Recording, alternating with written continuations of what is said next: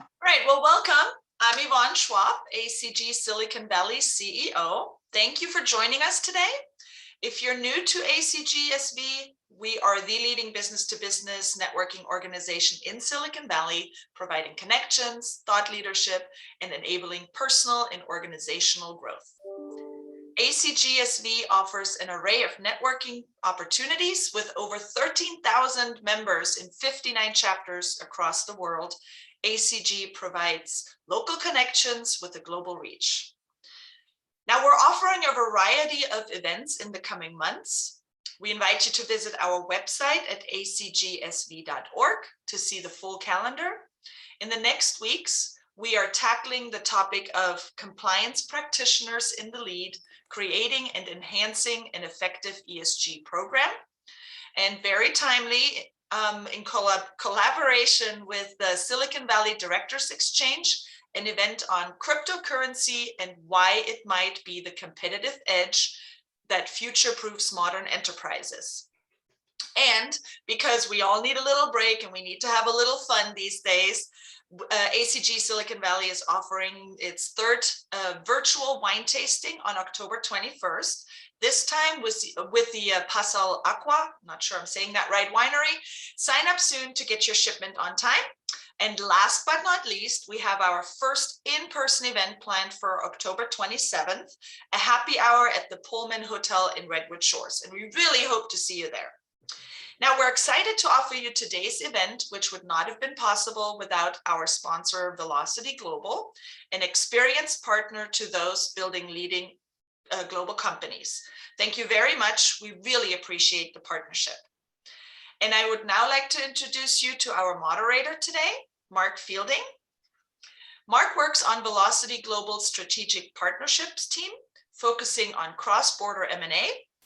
His role involves liaising with financial sponsors, legal teams, and other advisors involved in cross-border transactions to develop and implement HR operational efficiency strategies using international PEO. Now, without further ado, here's Mark. Thanks, Yvonne, and that was quite the mouthful in terms of the introduction. So I apologize. I tend to be a little wordy. It's just kind of my style, I suppose. But yes, so the topic that we were hoping to cover today is future of work and how to leverage remote work trends to reduce operational expenditure costs. So as Yvonne mentioned, I do a lot of work with private equity, including in and around modeling out outsourced HR solutions, which our private equity partners then compare with direct employment structures or other operational structures, such as reducing a headcount in a given jurisdiction or other, to kind of try and map out what their quickest route to ROI is, which is obviously the be-all end-all of the private equity business here. So joining me today are two of my esteemed colleagues, Donna Hare and Jason Walker, who I'll let introduce themselves. But Donna, why don't you start? Hey, I'm Donna Hare, so I'm with Insperity, and just like what Mark does on the international side, I work the PEO from a domestic perspective. So I've been with Insperity for 21 years, working on a lot of M&A activity, working with private equity, a lot of organic growth, helping organizations determine whether or not they should outsource all or part of their HR functions. And then also working in organizations where they are doing spin-off activity, managing all the risks associated with having employees. And also I was a board member of ACG Silicon Valley back in the day. So for anyone who's still around, good to see your faces or your names on Zoom. So Jason, I'll pass it to you. Thank you so much, Donna. My name is Jason Walker, and I'm with Thrive HR Consulting. We are an HR advisory and consulting firm. I started my career in the Bay Area working for companies such as Cisco Systems, Aspect Telecommunications, Polycom, and then I was at BMC Software, and I was a leader of HR and director and vice president of HR at those various organizations. And then about a year and a half ago, transitioned to running my own consulting and advisory firm, Thrive HR Consulting, and we do just about any type of work in the HR space that you can imagine. We specialize in project-based work. We specialize in being fractional-based CHRO support. And I have a lot of experience in the real estate and facilities space, having been a vice president of real estate and facilities. And we're going to talk a little bit about that. And then just helping companies really pivot right now. We're embracing the aftershocks of COVID-19 and how we create a dynamic workforce as it relates to where we are with COVID. So I look forward to the discussion today. Great. So do I. So I'll start by saying that we're going to try to make this as conversational as possible. So we'll avoid death by PowerPoint, although we will kind of flash up graphs and stuff every now and again. But certainly if there are any questions that come up, please feel free to put them in the chat, and we'll certainly kind of open up for questions, comments, ideas, best practice sharing, as we go on toward the end of the presentation. So let me start by setting the scene. This should be news to absolutely nobody, but the remote work kind of cat is well and truly out of the bag. I think drawing on some stats over the COVID periods, some surveys have put the number of full-time workers that worked remotely as high as 70%. I've got stats for one particular employee survey, which was undertaken by Global Workplace Analytics, as being that 92% of people surveyed expect to work from home post-COVID for at least 1 day a week, and that 80% expect to work from home for at least 3 days a week. And further additional stats include that 81% of those surveys believe their employer will continue to support remote work after COVID, and 60 or 59% of respondents saying that they would likely choose a new employer, so leave their job if remote work was not offered as an option to them. So again, this should be news to absolutely no one, but employers need to be, in this current climate, developing their own remote work policy, because everybody has now had a taste of that sweet nectar of working from home, and they expect it from employees. So that's the context, the backdrop, and you can add on to that the fact that we're currently living through the Great Resignation, which puts even more pressure on employers to be nimble, to address the remote work trends, and to offer something to employees that makes sense for their own business, but also for the employees themselves. So as we kind of consider other options, I thought an interesting exercise would be to kind of link this to the operational expenditure items that we commonly kind of use. So be interested for any participants here to put in the chat channel some of the main operational expenditure items that you come across when organizing your own organization, particularly in the context of HR, because it's likely that those are the main ones that we're going to discuss now. But let's give a minute to the people, to the folks on this call. Are there any particular items that come to mind? What are the operational expenditure items that each company sees? Crickets. All right, well, I can start by giving some examples and the ones that we're going to talk to. So one of the obvious ones right at the top would be rent and utilities, right? Office space, and associated to that property tax. Now, clearly in a pre-COVID, pre-remote world, a large office space with all the mod cons, the things that make an office space attractive, is a priority to make sure that employees want to come and work and deliver their best work for you. But in a remote workspace, that kind of drops down the list of priorities quite quickly. So that's certainly one of the OpEx items that could be affected quite drastically by the remote work trend and the movement towards remote work. What's another one? Any ideas, anybody? Any volunteers to kind of make a suggestion? Wages and salaries, and the associated employment tax are another obvious one. Because if employees are working from jurisdictions, so states or other countries, where the median salary level is lower or the employment tax is lower than the jurisdiction in which they previously housed their HQ, it stands to reason that the operational cost item of salaries, wages, and employment tax could potentially be lowered as well. That also spills into future hiring strategies, because if everybody's working from their home or from a shared office space in whatever jurisdiction they choose, the future hiring strategy could potentially pivot towards jurisdictions where the cost of talent is significantly lower. So those are two items which I think spring to mind, certainly for me, as items that should be considered in the context of how to lower your OpEx when developing a remote work strategy. Other kind of items could include accounting and legal fees. Will these be increased by a remote work strategy or reduced? Business travel, with COVID, are people going to be more or less likely to travel? These are all some examples. So moving on to or honing in on kind of the first of those examples, let me flash up a screen for you. So this is a statistic that was published by JLL, the large property conglomerate. And what you see in these red columns here are the statistics for property transactions since the COVID pandemic started. So what you're seeing is a massive reduction in the number of transactions for office space since COVID. So it stands to reason that companies are well and truly kind of spending less in this area, particularly in terms of actual square footage. So that's already one operational expenditure item that has clearly been affected by the remote work kind of trend since COVID.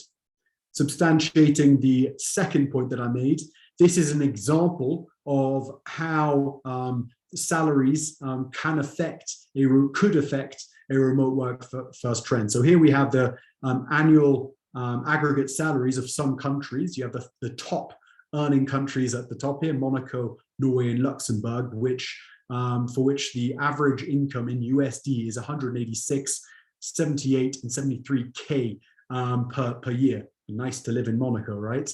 But if you juxtapose that to some of the other countries, which to all extents have really high English literacy and very high tech literacy, Portugal and Bulgaria, with 22K and 9.5K annual salary averages, you can see that there's a huge amount of opportunity there to potentially gear a future hiring strategy towards lower income kind of jurisdictions. And as I said previously, this is an international snapshot, but the same could very much be said with regards to kind of disparities between salaries between US states. And I've actually included the US average of 65K US to kind of put that into context as well.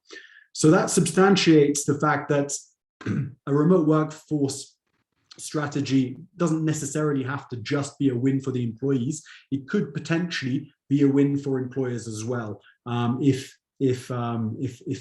we're taking into account kind of these kind of broader strategies with regards to future HR.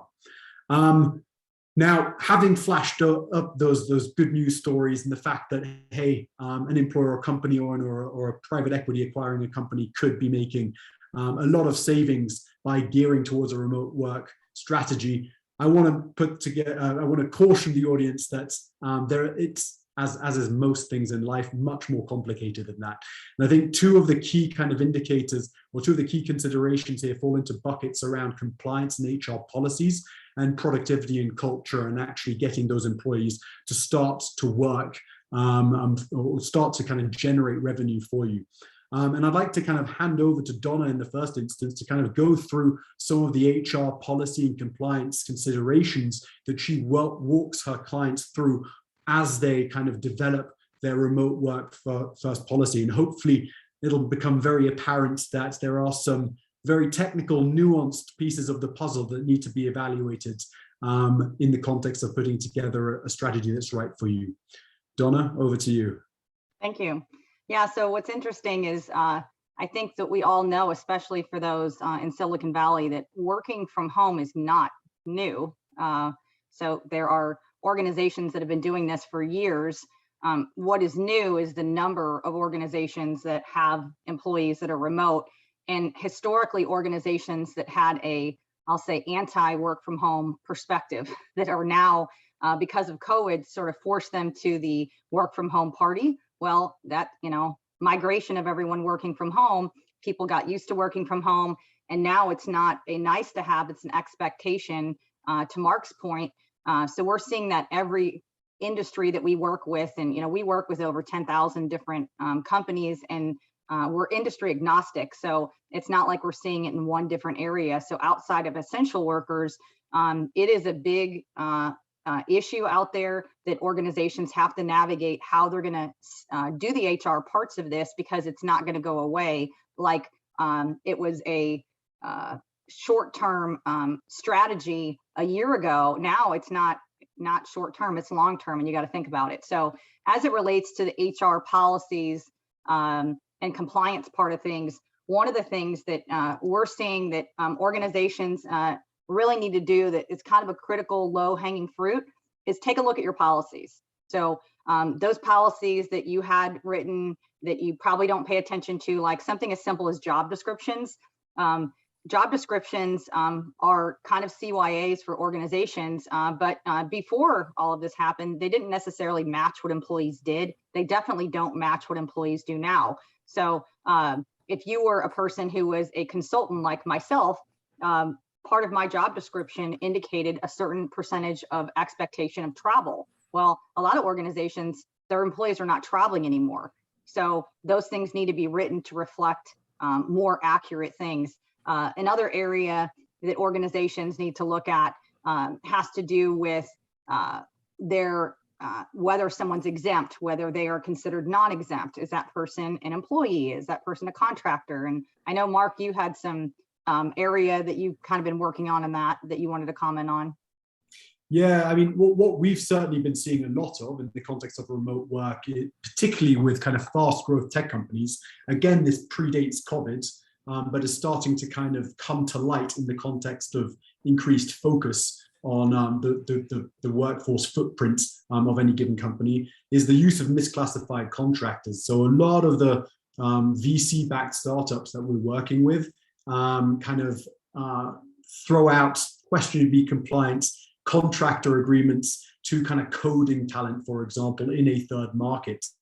And whilst that does seem like a cost-effective, efficient, quick way to get work on the ground or get working on a particular project, it does potentially throw up a lot of cost and potentially risk in the future, not only from the view of punitive measures taken by the employment regulatory authorities, i.e. fines by the regulators in those markets, if the individuals are misclassified as contractors as opposed to employees, i.e. back contributions to the pension systems, but also really substantive risk with regards to protecting your company's IP, for example.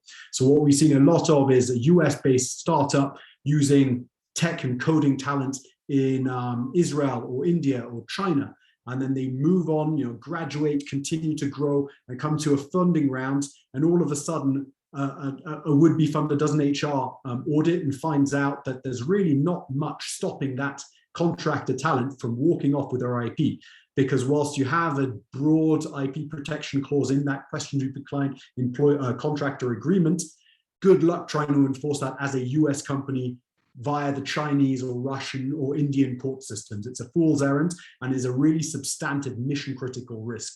So having a real understanding of kind of how to protect your company and your license to operate in those markets in which you have an employee or contractor footprint is a really critical piece of the puzzle. Yeah, agreed. I know that there's been some organizations that were not mindful of that in the beginning, and this is obviously predates COVID, but Chipotle that had that issue with their I-9 compliance, and they sort of pushed that under the rug for years, and then all of a sudden someone came in and said, wait a minute, we have a problem here. So you don't want to be on that list. We're talking about you on a webinar in this way because of compliance stuff. And Starbucks had a similar issue on their exempt, non-exempt, because the manager of the Starbucks store was making your coffee, and it wasn't necessarily about what you call their title, it's what they do. So, this is we all live in glass houses. And so kind of going back to that, just make sure you review your policies. It's a good time to take a look at them. And then also whatever policies are determined because of remote work, you have to determine how are those policies going to be administered. And that's not necessarily something that organizations are really good at, and not all technology systems have a good vehicle for catching that. So things like whether or not you should be tracking time. So is it critical to track time for an at work or at home employee? If so, is your technology or your HRIS actually doing that properly? Because in California, depending on the position, there's a lot of requirements around that. And there's a lot of penalties around organizations that are not tracking that stuff properly. So making sure that you're doing that correctly is really important. And that really ties into employment risk, which employment risk is not necessarily new either. But there's additional risks that exist now that you have to be mindful of because you're in an uncontrolled environment, meaning at home. So for example, workers' comp, everybody knows what workers' comp is, but this is a silly example, but it's a real example. If you trip over your dog in your office at home, is it a workers' comp claim? Well, it depends on where you live, because some states say it is and some states say it's not. That's the fun that we're in today. And that ties in, I think, to the FLSA pieces that we were just talking about. Also, compensation. And I know that Jason's going to touch on this when he talks about, culture and productivity. But compensation is varying quite a bit. It depends on which side of things that you're on as an organization. So, for example, you're having a company that's based in California, but they're hiring talent, like you were showing on your slide deck on the global side, you're hiring talent out of the Midwest. Well, that can be a win-win, because for the person who lives in the Midwest, their wages are typically based in the Midwest. The Silicon Valley or San Francisco-based organization or California-based employer is paying wages that are higher. We've seen that happen a couple of times where they're seeking out talent in a certain geographic area because they're trying to lower their P&L, and then the employees with the Great Resignation are jumping ship because they're getting higher pay, and so everybody wins there. Jason, is there anything that you would comment on that area that you're seeing? Sorry, I had myself on mute. You think I would learn by now? I have seen, situations where people don't even have policies on remote work yet. So you said make sure you check your policy, make sure you have a policy, and it's not something embarrassing to say, oh my gosh, we don't have a policy. A lot of companies just weren't in the place to have that or to do that, and so make sure that you have it. And then the other thing too is, as you're recruiting, and if your jobs are available to be remote, make sure you're putting, remote work. Make sure that folks know that that job is available. And if you're not doing any remote positions, you may want to start thinking about it, because you're really inhibiting yourself if you're not allowing some of your positions to be remote and tapping into the talent pool right now. Yeah, and tying that into kind of what Donna said, if you do offer remote, just hammering home that point, having a policy that stands up to snuff within the jurisdiction in which you're hiring that remote talent is awfully important for, and addressing that kind of regulatory nuance that you mentioned. Because from our perspective, the number one trigger for that is kind of an employee piping up, being not particularly happy and kind of bringing a complaint to an employment regulatory authority in that market. And so a simple action like that can kind of have a waterfall effect if you're then audited across a full jurisdiction or across a number of jurisdictions as a result of that one claim. So that compliance piece is definitely a huge piece of the puzzle. Well, what's also going to happen too is you're going to have, the wage and hour attorneys are going to start jumping in on the remote work conversation. And, wage and hour attorneys look for any way to get leverage on things. And so they're going to start, Donna, to your point, having those conversations about, well, was that really an hourly job working at home, or should that really have been more of a, exempt job, or vice versa, whatever way they're going to be able to leverage to increase, somebody receiving a payout and them receiving a payout because there's wage and hour issues. So we're going to start to see that. So I think you're right, Mark. You got to be really, really clear on, is it, exempt level job or is it a non-exempt job? Yeah. And I think that with the one thing that we all know from all of the clients that we've served over the years is that when someone not to make an example similar to TikTok, but when something goes viral, it's the same thing with employment law. So when one organization or one law firm gets something in the press about a certain area, all of a sudden you start seeing it in that area. So you look at Illinois when they had the fingerprint scans years ago, and they were collecting that information. Well, one attorney said, hey, you know what, that's identity theft. And then that created a whole slew of changes with what you're collecting, and that you have to document that you're collecting somebody's fingerprint. And that's just one example. The one thing is, we don't know where this is going, but we know it's going to be complicated. And even with internal HR departments for the organizations that have them, no one can navigate all of this because, to Mark, your point, and to Jason, your point, every organization, whether they have the policies, they don't have the policies, it is a complicated time to be an employer, and HR has never been more important than it is today. And everything is based on an electronic environment, and that kind of leads into information security. We're not going to really touch on that too much today, but what kind of policy, do you even have one on that? If have your employees working from home, one of the benefits of, I've heard from a lot of people working remotely, is that you can do it anywhere, right?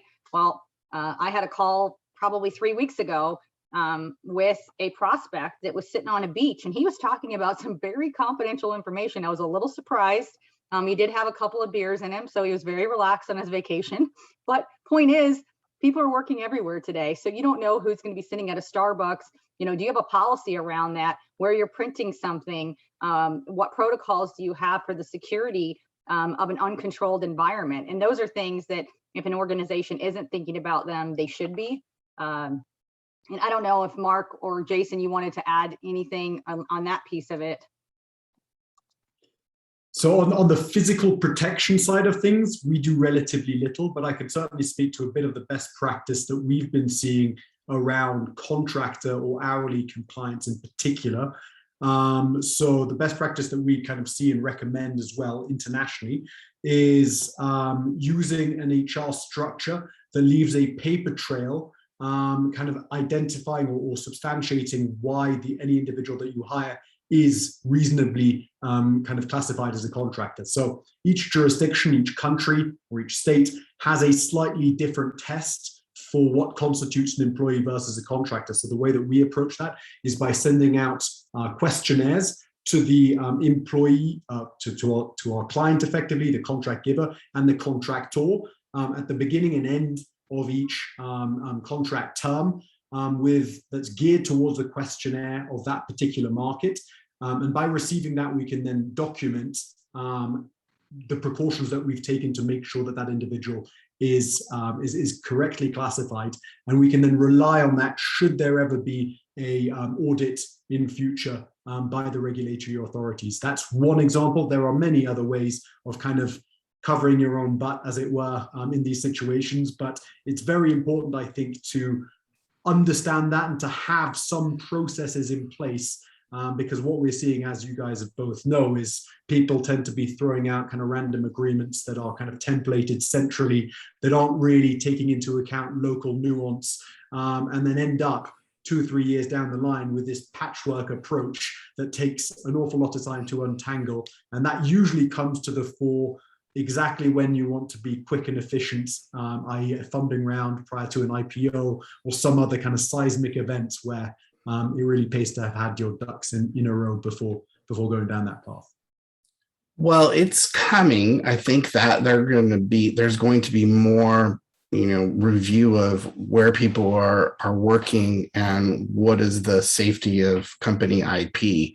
That's going to happen. I mean, for instance, last March, I was skiing and we stopped to take a break, and there was 10 guys, and they were all talking about how they rented a house in Medellin, Colombia for the summer, and they were all going to work from the house in Medellin from remotely from the on the internet and everything else. And so gosh only knows what IP was being exposed from they're working and telecommuting in Medellin, Colombia. And so I think that's coming. So it's probably a really good point, Donna, that you need to start thinking thinking about, what's your responsibility for safeguarding, IP as you're working in a remote environment, because I'm sure that's going to be, a big discussion coming up soon. Yeah, and speaking of what's to come, is a good segue into COVID regulations with this vaccine mandate. I hate saying COVID because every webinar, but it wasn't in our title, so you can give us that. But we know that we know that it is here, and the likelihood of this mandate, going forward, it definitely has a lot of legs to it. I was talking to somebody a couple of weeks ago, and they said, I don't know how they can possibly, fine employers for not having their employees vaccinated. And I said, well, don't pause too much, because if you recall, no one thought you could fine an employee for not having health care, years ago either, and we did. So these are things that organizations are going to kind of have to figure out. And I think that depending on how the legislation is written, it's going to further promote the people being remote workers, because of if they basically exempt people that are remote workers, if they're fully remote, from being part of that weekly testing requirement. And then there's the whole issue of who's going to pay for it. That always comes down to everything. And then how is it going to be administered? We've got a task force regarding our technology to figure out how to get all of that tracked. And we don't have enough time or hours to pontificate on that today, but we know that that's going to be another complication that we're seeing. And I know that I've seen it recently on the M&A side, and I know that Mark, you've got some experience in that area as well, I think, on a recent transaction that you were working on. Yeah, absolutely. Just before I dive into that, just following up, Donna, I mean, you mentioned in a previous call that one of the potential regulations around a vaccine requirement or potential levels of fines is associated with the number of employees in an office at any one time. So that if you fall below that, so you have a leaner workforce in any given office, a smaller one, you might be exposed to less punitive measures than a larger one. Is that right? Well, it's employers. So right now, again, it's this plane, so to speak, is being built as it's being flown. So we don't know, but we know that they're saying employers with over 100 employees or more. We don't know exactly how do they define that. There's all kinds of possibilities on, do you have one entity? Is it multiple entities? I don't think it's location. I do think it's companies, but there are some, I think, some areas where an organization could be under or over, just like with PPP loans as an example. So there were private equity funded organizations that by some measure would not have been thought to be eligible, and they were. So I think some of that legislation is yet to be defined, but generally speaking, it's 100 employees. And if you have 100 or more, you're subject to making sure that you're doing weekly testing of your employees. And then there's fines associated with it that are going to fine the employer. Okay. It's definitely going to be interesting, because I know the regs are coming from very reliable sources, but I also know from very reliable sources that there's a number of lawsuits pending once the regs hit. So the regs will hit, and then we're immediately going to go to a lawsuit situation, and then that's going to tie them up even more and probably potentially change some of the regs again. So it's definitely going to be a WWE cage match when this whole thing starts to come to fruition. Well, looking forward to that. But to your point, in the context of M&A, we had a very interesting kind of conversation with some of the HR M&A leaders, the people leading on HR integrations in M&A of large conglomerates. People represented in this discussion, in this forum, were the likes of Boeing, Dell, Microsoft, so really leading companies. And what we were discussing was the integration of disparate remote work strategies in the context of an acquisition. So company A merging with company B, one of them fully work from home, the other one fully remote, as an example. how do you square the circle? And what it throughout was basically that we are heading towards a whole load more complexity in this more flexible HR market, which, linking back to our kind of title, can in some cases be good for OpEx in the sense of a remote workforce strategy, but it very often kind of has so much nuance that proper diligence is definitely required to kind of avoid some of the pitfalls that potentially could blow up a big deal or add substantial amounts to your bottom line in terms of operational costs in the shape of lawyers' fees, etc. Yeah, I agree with that, and I think that in a couple of similar situations, the determination of remote work was second to compensation in discussion between the seller and the buyer on what and this was already announced, the employees knew about it. And so in the town halls, those were the biggest areas that were concern and questions was, what's the position on remote work outside of what is my total compensation? So it is definitely, if you're used to getting it, the expectation is you're going to continue to get it. Another area that I think is has some opportunity, and it's still being, I think, defined of where this is going to go, but is from a tax perspective. So, and what I mean by tax is there are things that we know, which is if you have an employee, for example, that used to have a work state of California under a California employer, they were taxed by California. Well, if that employee moves to Florida, for example, their work state, it's about where they do their work. Now they're getting taxed in Florida, but they work possibly for a California employer, as an example. Those are things that organizations need to be paying attention to make sure that they are collecting taxes properly and that the records are documented properly.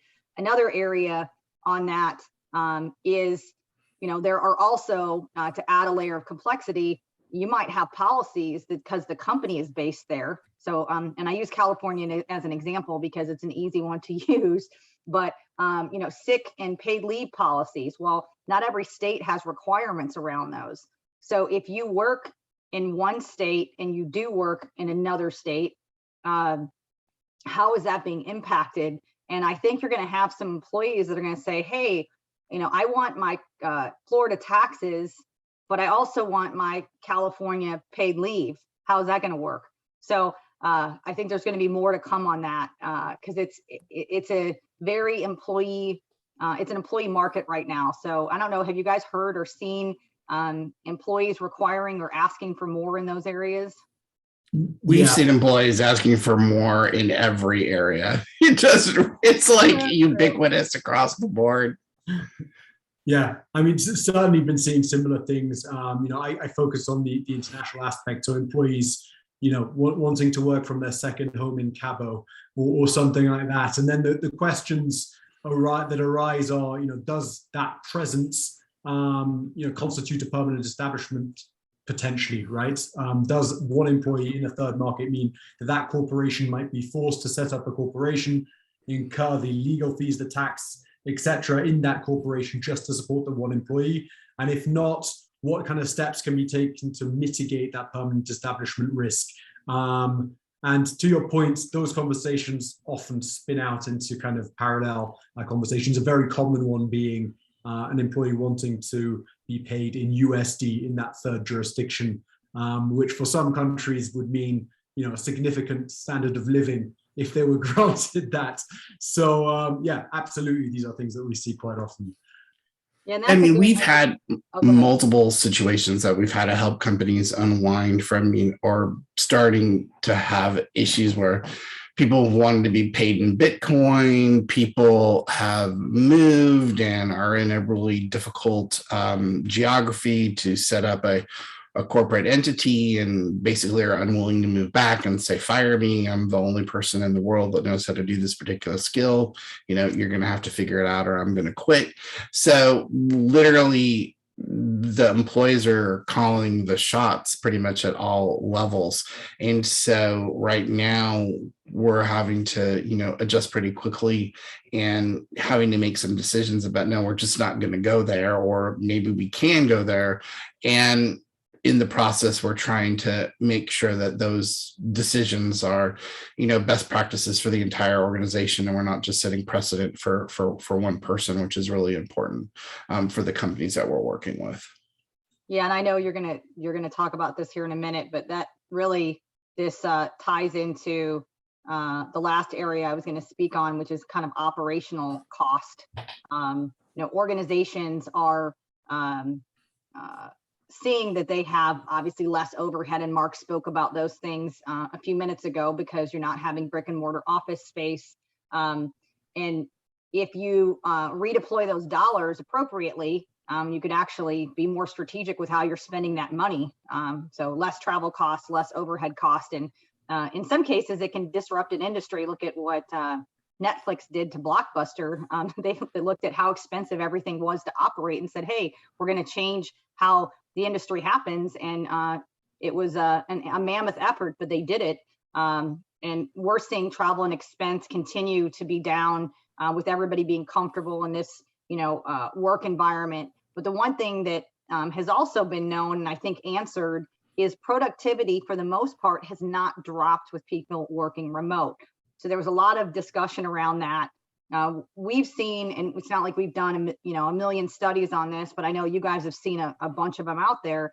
But by and large, productivity has not necessarily gone down. In some cases, in a lot of cases, it's actually increased.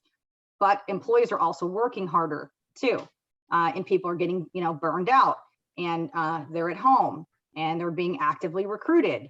And so this whole great resignation thing that everyone's dealing with right now, do you answer the call? And I think you just said it a minute ago, Jason. You have to decide as an organization, where are you going to address in that area? Are you going to let some of the talent leave, see how that shakes out? Or are you going to adjust to every demand that's required? And I think, it all ultimately comes back, to culture too, from a long-term perspective. So I will push that to you, Jason, because I know that that's an area that you are going to talk about today. Yes. Okay. Thanks. I really, really appreciate that. So one of the things I was going to talk about first is the future of physical space. And so the pandemic has really, had an impact on that. But even before the pandemic, most CEOs and CFOs were looking at physical space and saying, how can we bring the cost of that down?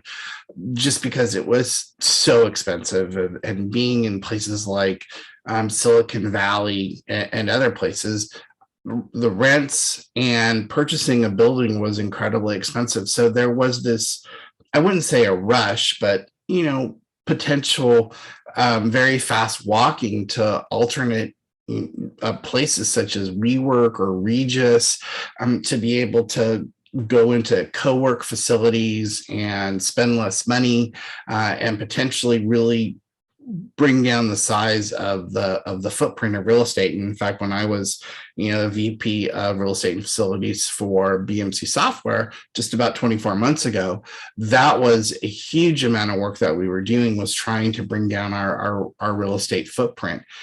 And you even saw back then that IBM basically closed one of their very largest offices in New York and started to move people to WeWork. At BMC, we did the same thing, even to the extent that we were beginning to see situations where the amount of people in the office were shrinking, and especially like on Fridays and Mondays and Wednesdays and during the week, and managers were creating shadow work from home policies, and you would have CEOs walk the halls and there wouldn't be people there, and the CEO or CFO goes, well, where are all my employees? Why isn't anybody behind the desk? This was even before COVID. So there was really this sort of quick walk to try to bring down those costs. And there was the desire for employees to work from home, which was happening, like I said, almost in the shadows, where the manager was doing the wink, wink, nudge, nudge, you can go ahead and work from home. I trust you to go there, even if you didn't have a policy. But then, of course, we had the pandemic that completely accelerated this whole discussion and completely accelerated the need to now have physical space, because companies that hadn't used the tools before, like Zoom, etc., were now doing it. And so the genie was out of the bottle, and employees had the example to say, see, it was worked all the time, and we knew it would work. You mean old people in management just didn't want to make it happen. And so, see, we showed you, just like Donna said, and the studies are showing that working from home is not less productive, it's actually more productive in certain situations. And so I think one of the things that we have to look at is physical space is going to shrink. And back to your point, Mark, in the beginning of this conversation is, yeah, it's going to be less money for companies to spend on physical space. So if you're a VC and you're really looking at places to collapse expenses, I think physical space is going to really be an easy one, because putting in good collaboration tools, which is what you really need, is really the secret to taking a lot of expense out of that budget line.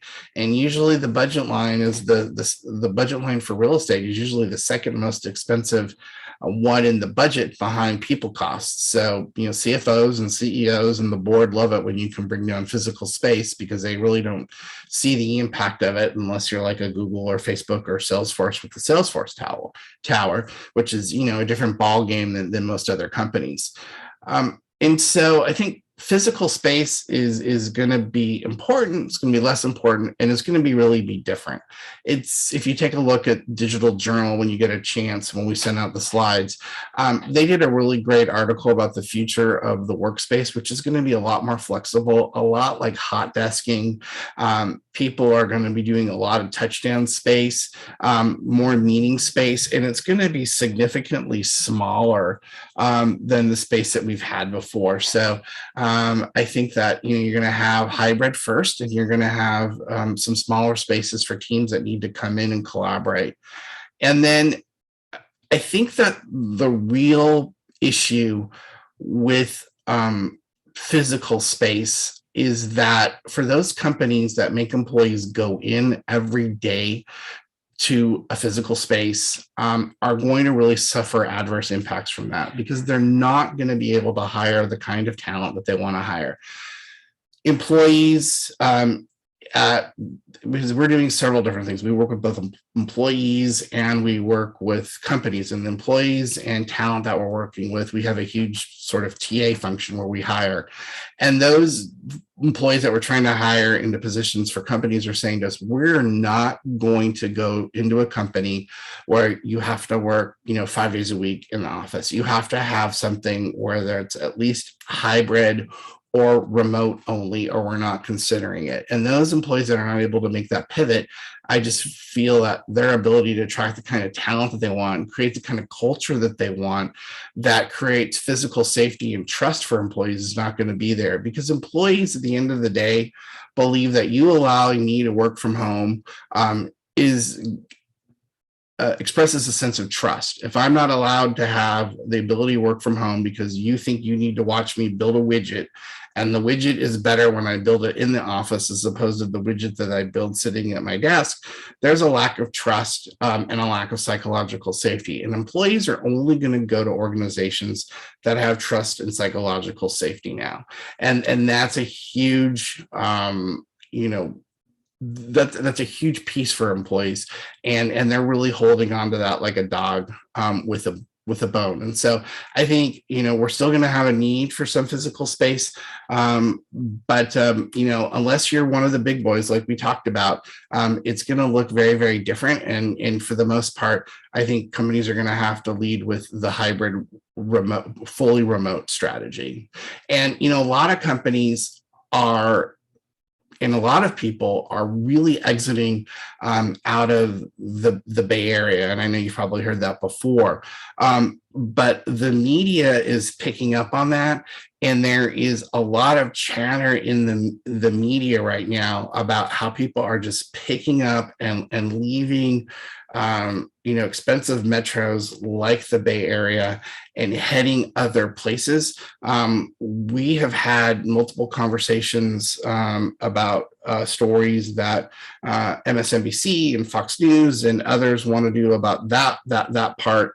And also the part about employees not wanting to take, less money for the physical location that they're in. So it's a huge, cataclysmic shift right now as to what's happened before. And then, the other thing we're going to talk a little bit about is, when I'm calling this, where am I and why do you care? Being the employee, why do you care where I'm working?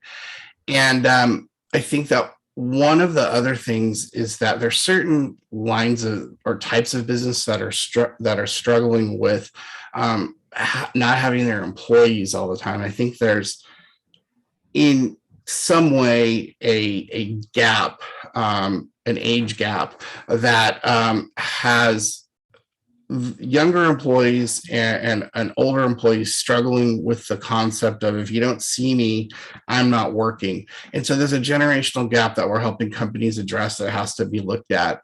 And then, one of the things that we talked about is that earlier, and that survey that came out about 6 days ago is that Entrepreneur Magazine did a survey, and they found out that 60% of people would quit their job unless they can be allowed to work remotely. And if you don't have a structure in place about how to handle hybrid remote work and how you handle your salaries and how you look at GeoPay versus not doing GeoPay, you're going to have to do it. There were a lot of companies that took the ostrich strategy, meaning I'm going to bury my head in the sand. COVID's going to go away. I'm not going to have to deal with it. Everybody comes back into the office. We had that little bit of a blip, and now we're back to normal. Back to normal is not happening. So if you haven't tackled this problem, you're going to have to tackle it because it has fully reared its head right now. And, we can help you work through those issues. And then if you haven't, like I said, if you haven't dealt with your pay strategies, you're going to have to do that. And if you don't get a handle on this stuff, like I said, a few minutes ago, you're just going to lose the skilled talent in the market. They're going to go to other places that have this type of philosophy and approach figured out. Awesome. No, I mean, a lot to take in a very short time. But I think this kind of substantiates kind of our overall thesis or philosophy when it comes to this topic. So tying it back to remote work trends and operational costs, whilst it can be easy to kind of perceive a lot of operational cost savings when considering moving your portfolio company or your own company, if you're a leader at a company, to a remote work first strategy, there's a lot to consider. So the first of which is you should already have one in place, or you should certainly be thinking about formally addressing the remote work trends. The cat is out the bag, employees expected, and the longer you put this off, the higher the risk of employee attrition and you losing some substantive talent.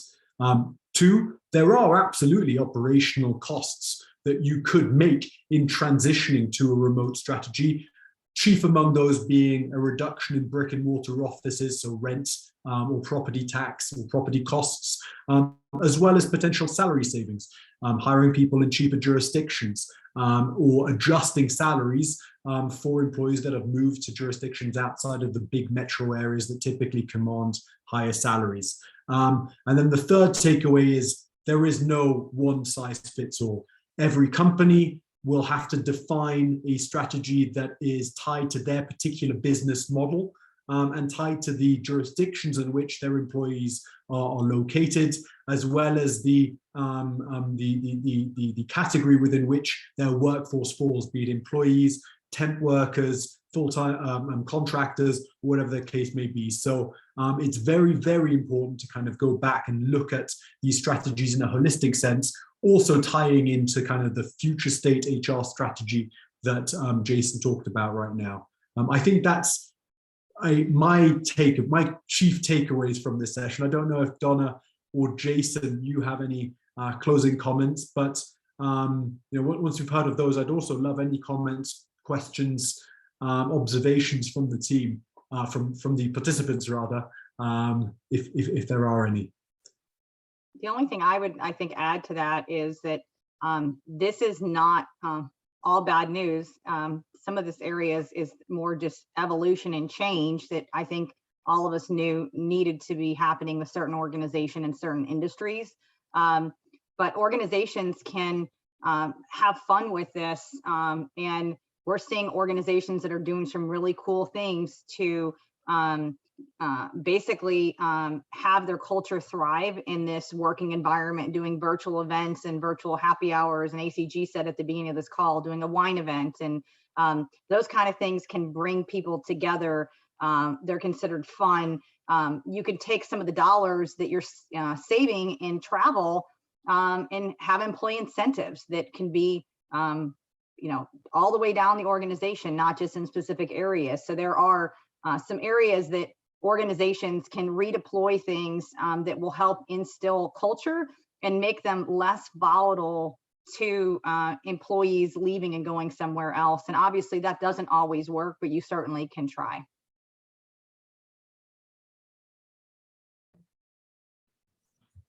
Cool. Any questions from the audience? We've got about 2 minutes left. All right, well, if not, I'm sure we'll, Yvonne, I'll hand it back over to you, but I'm sure we're happy to share a deck that we didn't flash up too extensively, but which captures some of the comments made here today. But thank you very much, Yvonne and ACG, for your time and attention. Thank you, Mark. Very interesting discussion. Thank you, Donna. Thank you, Jason. This was very informative, and as you've mentioned, we will be sending around a presentation kind of summary to everyone who participated today, and the recording will be available as well. Thank you everyone who joined us. Thank you for all your input, to Donna, Jason, and Mark again, and I hope to see you at a different event soon, and have a wonderful afternoon.